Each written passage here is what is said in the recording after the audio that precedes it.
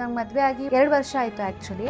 June 6ಗೆ laparoscopy ಆಯಿತು. Laparoscopy ಆಗಿ within 1 month 2 month ಅಲ್ಲಿ ಕನ್ಸೀವ್ ಆದೆ, ನ್ಯಾಚುರಲಾಗಿ ಕನ್ಸೀವ್ ಆದೆ. ತುಂಬ ಅಂದರೆ ತುಂಬ ಖುಷಿ ಆಯಿತು. ನಮಸ್ಕಾರ. ನಮಸ್ಕಾರ ಮ್ಯಾಮ್. ಪ್ರೆಗ್ನೆಂಟ್ ನೀವೀಗ?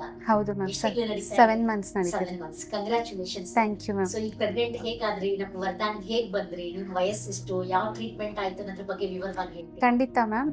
ಆ್ಯಕ್ಚುಲಿ ನಾನು ಫಸ್ಟ್ ಇಲ್ಲಿ ವಿಸಿಟ್ ಮಾಡಿದ್ದು ಏಪ್ರಿಲ್ 14ಗೆ.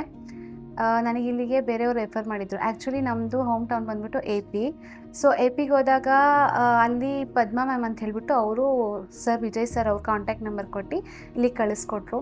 ಇಲ್ಲಿ ಕಳಿಸ್ಕೊಟ್ಟಿದ್ದಾದಮೇಲೆ ನಮ್ಗೆ ತುಂಬ ಹೆಲ್ಪ್ಫುಲ್ ಆಯಿತು. ಏಪ್ರಿಲಲ್ಲಿ ನಾನು ಟ್ರೀಟ್ಮೆಂಟ್ ಸ್ಟಾರ್ಟ್ ಮಾಡಿದ್ದು. ಜೂನ್ 6ಗೆ ನನಗೆ ಲ್ಯಾಪ್ರೋಸ್ಕೋಪಿ ಆಯಿತು. ಜೂನ್ 6ಗೆ ಲ್ಯಾಪ್ರೋಸ್ಕೋಪಿ ಆಯಿತು. ಆಗಸ್ಟಿಗೆಲ್ಲ ನನಗೆ ಪ್ರೆಗ್ನೆನ್ಸಿ ಕನ್ಫರ್ಮ್ ಆಯಿತು. ಸೊ ತುಂಬ ಟೈಮ್ ಏನು ತಗೊಂಡಿಲ್ಲ. ಒನ್ಸ್ ಇಲ್ಲಿ ಬಂದು ಟ್ರೀಟ್ಮೆಂಟ್ ಎಲ್ಲ ಸ್ಟಾರ್ಟ್ ಆದಮೇಲೆ ತುಂಬ ಬೇಗ ಆಯಿತು. ಯಾಕಂದರೆ ಬೇರೆ ಹಾಸ್ಪಿಟಲ್ಸ್ಗೆಲ್ಲ ಕಂಪೇರ್ ಮಾಡಿದ್ರೆ ತುಂಬ ಟೈಮ್ ಟೇಕನ್ ಆಗುತ್ತೆ. ಬಟ್ ಇಲ್ಲಿ ತುಂಬ ಬೇಗ ಆಯಿತು. ನಂಗೆ ಮದುವೆ ಆಗಿ 1 ವರ್ಷ ಆಯಿತು, 2 ವರ್ಷ ಆಯಿತು ಆ್ಯಕ್ಚುಲಿ. ನಾವು ಬೇರೆ ಕಡೆ ಟ್ರೀಟ್ಮೆಂಟ್ ತಗೊತಿದ್ವಿ, ಬಟ್ ಅಷ್ಟು ಕಂಫರ್ಟ್ ಇದ್ದಿಲ್ಲ. ಇಲ್ಲಿ ಪ್ರೈಸಸ್ ಎಲ್ಲ ಕಂಪೇರ್ ಮಾಡಿದ್ರೆ ತುಂಬ ಅಂದರೆ ತುಂಬ ರೀಸನಬಲ್ ಇದೆ, ತುಂಬ ಅಫೋರ್ಡಬಲ್ ಇದೆ. ಬಿಲೋ ಮಿಡಲ್ ಕ್ಲಾಸ್ ಸಮೇತ ಇಲ್ಲಿ ಆರಾಮಾಗಿ ಟ್ರೀಟ್ಮೆಂಟ್ ತಗೊಬೋದು. ಫೆಸಿಲಿಟೀಸ್ ಎಲ್ಲ ತುಂಬ ಚೆನ್ನಾಗಿದೆ. ಡಾಕ್ಟರ್ಸು ತುಂಬ ಚೆನ್ನಾಗಿ ರೆಸ್ಪಾಂಡ್ ಮಾಡ್ತಾರೆ. ಬಟ್ ಬೇರೆ ಹಾಸ್ಪಿಟಲ್ಸ್ ಕಾಲ್ಸ್ ಮಾಡಿದ್ರೆ ಏನಾದರೂ ಪ್ರಾಬ್ಲಮ್ ಆಯಿತು ಹಾಗೆ ಹೀಗೆ ಅಂತಂದರೆ ಸರಿಯಾಗಿ ರೆಸ್ಪಾಂಡ್ ಮಾಡಲ್ಲ. ಬಟ್ ಇಲ್ಲಿ ಹಾಗೇನಿಲ್ಲ. ಏನಾದರೂ ನಾವಿವಾಗ ಟ್ರೀಟ್ಮೆಂಟ್ ತೊಗೊಂಡು ಹೋದ್ಮೇಲೆ ಕಾಲ್ಸ್ ಏನಾದರೂ ಮಾಡಿದ್ದೀವಿ ಅಂತಂದರೆ ಅವ್ರು ಕರೆಕ್ಟಾಗಿ ಟ್ರೀಟ್ಮೆಂಟ್ ಮತ್ತೆ ಏನು ಪ್ರಾಬ್ಲಮ್ ಇದೆ ಅಂತ ಕೇಳಿಬಿಟ್ಟು ಮತ್ತು ಅದಕ್ಕೂ ಕಾಲ್ಗೂ ಪ್ರಾಪರಾಗಿ ರೆಸ್ಪಾಂಡ್ ಮಾಡ್ತಾರೆ. ತುಂಬ ಚೆನ್ನಾಗಿ ನೋಡ್ತಾರೆ ಇಲ್ಲಿ. ಸೊ ಲ್ಯಾಪ್ರೋಸ್ಕೋಪಿ ಯಾಕೆ ಮಾಡಿದ್ರಿ? ನಿಮಗೆ ಏನು ಪ್ರಾಬ್ಲಮ್ ಇತ್ತು? ನನಗೆ ತುಂಬ ವರ್ಷದಿಂದ ಥೈರಾಯ್ಡ್ ಇತ್ತು ಮತ್ತು ಹೊಟ್ಟೆಯಲ್ಲಿ ವಾಟರ್ ಬಬಲ್ಸ್ ಥರ ಇತ್ತು. ಸೊ ಹಂಗಾಗಿ ಮಕ್ಕಳಾಗೋದು ಒಂದು ಸ್ವಲ್ಪ ಪ್ರಾಬ್ಲಮ್ ಆಗ್ತಿತ್ತು. ಬೇರೆ ಹಾಸ್ಪಿಟಲ್ಸಲ್ಲಿ ತೋರಿಸಿದಾಗ 3-4 ಡಾಕ್ಟರ್ಸ್ ಸಜೆಸ್ಟ್ ಮಾಡಿದ್ರು ಲ್ಯಾಪ್ರೋಸ್ಕೋಪಿ ಮಾಡಿಸ್ಕೋಬೇಕು ಅಂತ. ಬಟ್ ಅದಕ್ಕೂ ಸಮೇತ ಕಾಸ್ಟ್ ತುಂಬ ಹೇಳಿದರು. ಮತ್ತು ಇವರು ಪದ್ಮಾ ಮ್ಯಾಮ್ ಅಂತ ಹೇಳ್ಬಿಟ್ಟು APಯಲ್ಲಿರೋ ಅನಂತಪುರಲ್ಲಿರೋರು ಇಲ್ಲಿಗೆ ರೆಫರ್ ಮಾಡಿದ್ಮೇಲೆ ಇಲ್ಲೂ ಅದನ್ನೇ ಲ್ಯಾಪ್ರೋಸ್ಕೋಪಿ ಮಾಡಿಸ್ಕೊಳ್ಳೇಬೇಕು ಅಂತ ಹೇಳಿದರು. ಓಕೆ ಅಂತ ಹೇಳಿಬಿಟ್ಟು ಮುಂದೋದ್ವಿ. ಬಟ್ ಏನಂದರೆ ಅಷ್ಟೊಂದು ಕಾಸ್ಟ್ ಆಗಿಲ್ಲ, ತುಂಬ ಹ್ಯಾಪಿ ಆಯಿತು. ನನಗೆ ಲ್ಯಾಪ್ರೋಸ್ಕೋಪಿ ಆಗಿದ್ದೊಂದು 1 ವೀಕಲ್ಲೆಲ್ಲ ಕ್ಯೂರ್ ಆಗಿಬಿಡ್ತು, ನಾರ್ಮಲ್ ಆಗಿಬಿಟ್ಟೆ. ಏನು ಪ್ರಾಬ್ಲಮ್ ಆಗಿಲ್ಲ, ತುಂಬ ಆರಾಮಿತ್ತು ಎಲ್ಲ. ಲ್ಯಾಪ್ರೋಸ್ಕೋಪಿ ಆಗಿ ವಿದಿನ್ 1 ಮಂತ್ 2 ಮಂತ್ ಅಲ್ಲಿ ಕನ್ಸೀವ್ ಆದೆ, ನ್ಯಾಚುರಲಾಗಿ ಕನ್ಸೀವ್ ಆದೆ. ಅದು ಯಾವುದೇ ರೀತಿ IVF IUVಗೆ ಏನೂ ಹೋಗಿಲ್ಲ, ಎಲ್ಲ ನ್ಯಾಚುರಲಾಗಿ ಆಯಿತು ನನಗೆ. ಸೊ ಅದರಿಂದ ತುಂಬ ಅಂದರೆ ತುಂಬ ಖುಷಿ ಆಯಿತು ಕನ್ಸೀವ್ ಆಗಿದ್ದೀನಿ ಅಂತ ಗೊತ್ತಾದ್ಮೇಲೆ. Okay, so happy. ಸರ್ ನೀವೇನು ಹೇಳ್ತೀರಾ వరదాన్ ಬಗ್ಗೆ? యాక్చువల్లీ పెళ్ళి 2 years అయిన తర్వాత కూడా తను ఎప్పుడు బాధపడుతూ ఉంటుంది, ఏడుస్తూ ఉంటుంది, పిల్లలు కావాలని చెప్పేసి. అవుతుంది అది.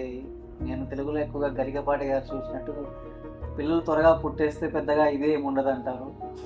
కొన్ని గుళ్ళు గోపురాలు తిరిగి వాళ్ళ దీవెనలన్నీ పిల్లల మీద ఉంటాయి, తర్వాత వచ్చిన వాళ్ళు చాలా గొప్ప వాళ్ళు అవుతారు అంటారు. Very good, very nice. So అలా తనకి నేను మోటివేషన్ చెప్పుకుంటూ మనము అక్కడక్కడ తిరుగుదాం, గుళ్ళకి తిరిగాము.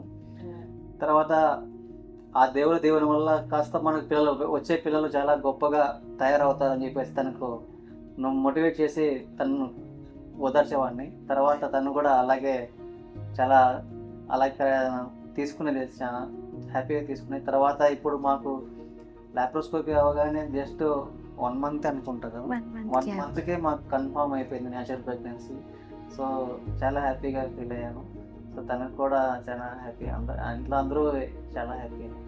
పిల్లలు లేకుంటారు కదా, వాళ్ళకి ఒక మాట చెప్పాలంటే ఏం చెప్తారు?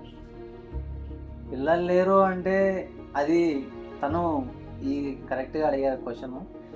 తను అడిగింది నన్ను పెళ్ళి అయిన తర్వాత, ఒకవేళ నాకు పిల్లలు పుట్టకపోతే నువ్వు ఇంకో పెళ్లి చేసుకో ఏదో చెప్పింది. అటువంటి చిన్నవన్నీ మాట్లాడకు, అవంతా కాదు. మనకు రాసిపెట్టి ఉంటే అది అవుతుంది, లేకుంటే లేదు. ఒకవేళ మనకు పిల్లలు లేనప్పుడు నాకు నువ్వే, నీకు నేనే, అంతేగాని. ప్రీవియస్ ఇయర్స్లో అయితే ట్రీట్మెంట్కి చాలా కష్టం ఉండేది. ఎక్కడ ట్రీట్మెంట్ తీసుకోవాలా, ఎలా తీసుకోవాలి, ఎవరు రెఫర్ చేసే వాళ్ళు కాదు. కాబట్టి చాలామంది పిల్లలు లేకుండా అలాగే ఉండిపోయారు. ఫర్ ఎగ్జాంపుల్ మా ఫ్యామిలీలోనే ఉన్నారు. బట్ ఇప్పుడు మాకు మెడికల్గా హెల్త్ విషయానికి చాలా ఫర్టిలిటీస్ ఆప్షన్స్ ఉన్నాయి. ఫర్టిలిటీ సెంటర్స్లో మంచి డాక్టర్స్ ఉన్నారు. బెస్ట్ అయితే వర్ధన్ ఫర్టిలిటీ. ఇక్కడైతే చాలా బాగా సజెస్ట్ చేశారు. ఎలాంటి ప్రాబ్లం ఉన్నా చాలా బాగా క్యూర్ 99.9% పిల్లలు అయ్యేకి ఛాన్సెస్ మీరు గ్యారంటీ అష్యూర్ ఇస్తారు ఉంటుంది. 100% చెప్తారు మీరు. 99.99% అంటే ఇన్ కేస్ అంతకు మించి ఏమైనా వాళ్ళకి ప్రాబ్లం ఉంటే ప్రాబ్లమే, కానీ బట్ మీ సైడ్ నుంచి ట్రీట్మెంట్ అయితే 100% ఉంటుంది. సో ఆ విషయం అయితే అష్యూరెన్స్ ఇది చాలా మంచి మాటలు చెప్పారు మీరు. Thank you.